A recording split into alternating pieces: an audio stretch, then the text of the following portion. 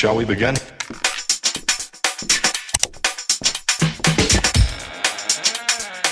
Let's begin.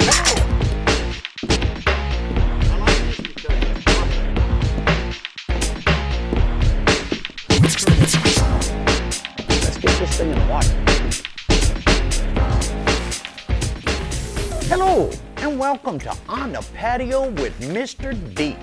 Hey, we've got a whole slew of product reviews and kayaking tips and tricks and photography uses on a kayak, and especially on an inflatable kayak. We're going to be reviewing all these different products and these different kayaks and where to go and what to do and how to play with them and all that kind of stuff like that. So, hey, we're going to get started here shortly, but before you do, please, if you like our videos, subscribe. I'd really appreciate it.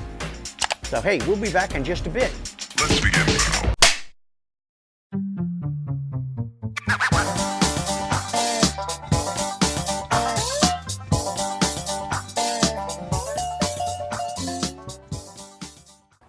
Hello, and welcome to On the Patio with Mr. D. Now, I've got a lot of inquiries out there that's come in from my Paddling Places Florida viewers and the On the Patio viewers to do with how do you get those shots? How do you get the video? How do you get the quality imagery from your inflatable kayak? And I decided to go ahead and do a quick video here to give you a visual view of my rigging system, how I got there, and what I use today and what's coming. One of the first things I had to do is realize that if there's no way to secure your tripod or your GorillaPod system on your deck, now this is for an inflatable kayak, and if there's no way, you're going to knock it off into the water, and that's happened. It's happened to my sister and it's happened to me. I had it kind of wrapped around the legs with the rigging on the front of the boat and got into a situation. It tipped, it popped those little leg things off, and boop, in the water it went. My sister hit a branch, knocked her GorillaPod off her deck bag system like you see here, and it went in the water. She retrieved it, and fortunately the GoPro Hero Session is waterproof, so we were able to save that particular unit. However, when I got knocked over one time, I lost an electronic gimbal and I lost a DSLR. So I said, okay, I got to come up with a better way to keep this gear on here because it's expensive. So first of all, I had to figure out a way to set up a multiple sport camera system that would give me all kinds of angles, because I can't see everything when I'm going down doing narrations and all this kind of stuff. I just can't see everything. And I want to give the best viewer perspectives of where we're paddling, especially for Paddling Places Florida. And before I used to do this all by myself. Now my sister has joined the team, so she has a camera on her boat. She has a GorillaPod system with a GoPro, and she uses a cell phone and her DSLR. Now, what I use is a system that is basically evolving all the time. And what I've done is I got a GorillaPod, and it's the heavy duty one, and then I bought the upgrade kit, which gives you 2 arms. And of course you've got the head. You really got to have the center head there to be able to level out your shots. But the problem still was there. How do I rig it? So fortunately, in this upgrade kit that came with it, with the 2 arms and the base plate, it came with a shoulder strap. Now I did a previous video of how to rig that, so you can check that. What I've done now is that I've taken the shoulder strap and modified it to where it will strap to the deck bags and hold that thing in place. Now for the 2 outside legs underneath here, I have a simple bungee cord that wraps around the legs, and it's really not for keeping the unit from falling off. It's to keep it from rocking. And then the forward one just hooks in the nose. If you can see here, it hooks to the nose, and it's really not hooked to anything. However, this is not coming off. Now, is it going to wobble? Of course it is. One of the things I had to do for stabilization for videography is to figure out a way to stabilize these videos so when you're watching the video and I'm kayaking, your video is not doing this. And you'll see that on a lot of videos that are out there. I needed to level out these, and electronic gimbals handle that. Now, I'm running 3 electronic gimbals on this particular setup right here. It's what I call the Joby Stein. You see the 2 arms out here. There are 3 electronic gimbals here. Now, the problem with that is they're not waterproof. And I had already lost one when I had that mishap. And all it was that it just dipped. And so that's when I had to figure out a way to strap these things down and not worry about them. But anyway, I have 3 of them here. Now, as the sport cameras go, I got a GoPro Hero 5. I've got a Yi 4K and a GoPro 4. Now, I have a total of 7 different action cameras. Now, I have another system that I use also to get some really cool shots, and there's 2 different ways to do it. One is drone photography. I have a drone strapped back here. But however, with all the restrictions and stuff like that in state parks and national parks, there's a lot of places I can't fly the drone, or close to airports and all that kind of stuff. And in a lot of the rivers and creeks, the nature canopy is so tight that a drone is just not smart. So what I did is devised a float system, which is this, and it houses 2 other GoPros that sit, one facing this way, one's facing that way. And I basically just put it in the water, start the GoPros off, put it in the water, and paddle away. And it's filming, and we'll paddle around that. My sister and I will paddle around the area, or as you can see, I have some monofilament line here. I'll connect that to the back part of the boat and tow it behind me. Now that's 2 more cameras, so right now I have 3 in the front. I have the drone, and I have 2 GoPros back here, which are not mounted right now, but that's okay. But that doesn't end it. I have in here to get the long distance shots for eagles, nature, stuff like that. I actually now use a Nikon P900. I used to use the fancy DSLRs. I've got lenses that are this big, but when you're out there in the water and something happens and you're around water, if a $3,000 camera body goes in the water with another $2,000 lens, you're out a lot of money. I'm only out $600 right here. And this takes amazing imagery and shoots out optical zoom out to 2,000 millimeters. And it does a great job. Then, the newest edition, which is I'm really excited about, I've already used it a few times, is called the Osmo Pocket. That's this unit right here. Now, the Osmo Pocket plugs into your cell phone, or you can operate it without it. But it is a 4K, 60 frames a second, 3-axis gimbal mounted in this little tiny unit. Let me pop it out of here. That's it, guys. Now, I've been using that for since Christmas time, and this thing is an amazing piece of equipment.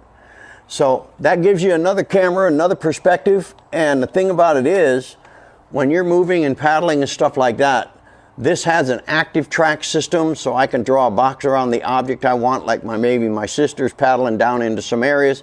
I'll draw a box over her, and that gimbal will stay with her, and the camera will actively track her the whole time. Then, of course, you have your cell phone. Your cell phone can take stills, panos, and all that kind of stuff. So basically what I've got here is I have 3 cameras here. I have 1 in the bag. I have the Osmo Pocket. I have the cell phone camera. I have the DJI Spark drone, and then 2 other GoPro. So you're looking at 9 different cameras that I take on an inflatable kayak. And that gives me everything I need for the situations I may run into out there when doing these photos. Now, the last thing I'm going to talk about real quick is the rigging system on this GorillaPod system. This is I think it's the 5X, and I have the 3X, and that's just based on weight, what you want to put on it. But you're going to need the upgrade kit that comes with a base plate here and these two arms, and you will definitely need the head. Now, the reason for the head is to allow you to switch between the gimbal and maybe put a DSLR up there or Handycam or whatever the case may be. And the rigging itself is simple. What I did is took the strap and I fed it through here, and I'll put the link down below of the video I did. All right, basically all I do here is when I'm mounting it to the bag is I clip the bag in place, get it all in. Now this particular bag has full-length Velcro attachment straps, which I go underneath the rigging and attach it that way. Then I also attach using carabiner clips to the D-rings. Then you just take your strap, you feed it through the loop that the straps that came with the deck bag, like that, and then clip it into place.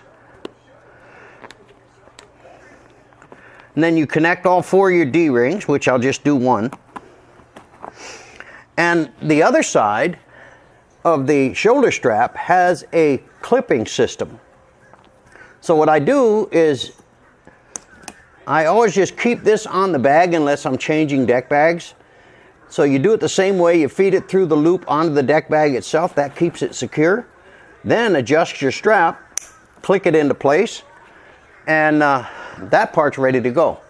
Now down here is nothing more than a standard bungee cord that I put underneath the rigging and connected to the other side of the leg.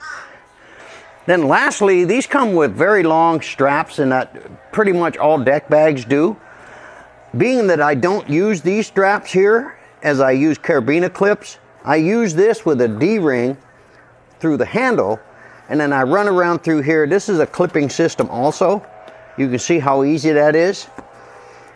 And I just lock that into place, pull it tight. So as you can see here, this bag and cameras is literally going nowhere. I mean, yeah, you could hit a branch and it can knock this down like that, but you just readjust it up, get it, put it back on. To fire off all your gimbal stuff, if you were getting ready to do your thing. And this is how it would look in operation. You fire off all three electronic gimbals. Now the next thing I would do is to fire off the Osmo Pocket.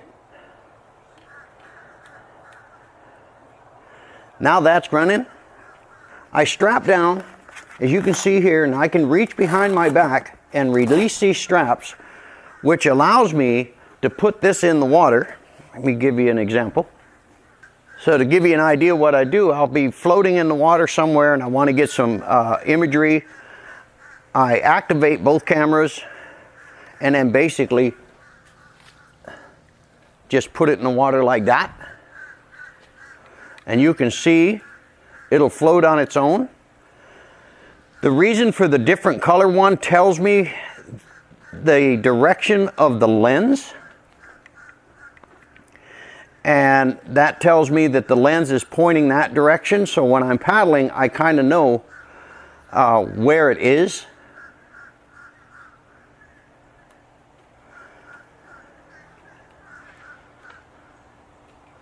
And you can see it'll turn, so it'll give you all kinds of different perspectives on your photography work and stuff like that. Then finally, I normally do this from the bank, somewhere where I'm at. I would stop, unload this gear, and there's the DJI Spark, and that's geared up and ready to go. Now, I've learned that it is very difficult to paddle and fly the drone at the same time. However, I can do it. But it's very difficult to do, and it's kind of scary because you're looking at $500 right here, and one mistake and it's in the water. So I've learned now, if I want to get some shots of an area that I'm at, and my sister Terry's out paddling, I can take the drone up and get some nice aerial footage of the area and then get her in the shot and all that kind of thing. So that works out really great. I've done the solo paddle droney shots, and it works really well. That's why I have the DJI Spark. It does some really cool stuff like active track. It'll follow the craft, but the only problem is it's difficult to bring it back down in an environment that is over water. When you're landing it, because you can hand launch it and hand land it, but the only difficulty is if you miss, it's gone, because it'll land once you tell it to land, and it'll land right in the water. Now this is GPS controlled, so it's going to know where it took off. I had a situation where it took off. I was in the middle of a lake doing some testing with the DJI Spark, and I had drifted over 200 yards, and not watching the battery level caused me some big problems, because once the battery level reaches a certain point, the DJI Spark itself will take itself over and land itself, and it'll fly to its location where it took off, its GPS location. That was some 200 yards away. The only thing that saved me is it flies to an altitude of 95 feet. So this is not an extremely fast drone, which is great, because I was able to paddle that 200 yards and get underneath the drone as it was starting to descend and land, and it would have landed right in the water because it took a GPS location of when I hand launched it from that spot. So I learned with the drone flying in a kayak, it's better just to go ahead and pull off or take off from the land. You could be in your kayak and paddle away, and then the kayak will track with you, and that way if you do get in trouble and the battery dies, it'll go to its return to home point, but it was off of dry land. So it works out real well. Well, hey guys, that kind of ends this up. I'm going to wrap it up here.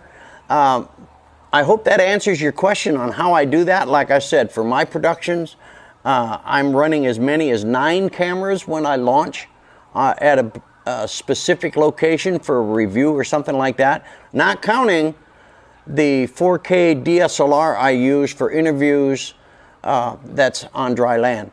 So then it would be 10. So, but most generally, I'll have the 3 cameras here, the new Osmo, and the cell phone, the floaty, the drone. If I'm not in a state park area, if I'm in a state park area, I don't even take it with me. Or if I'm in a national park, same thing, I won't take it with me. But if I'm in just a general area and not close to an airport and all that kind of stuff, then I'll take the drone. Or it just sits in the back of the truck when I find out what the logistics are for the place that I'm going to be at. So anyway, I hope that helped you out. Hey, we'll see you on the next one.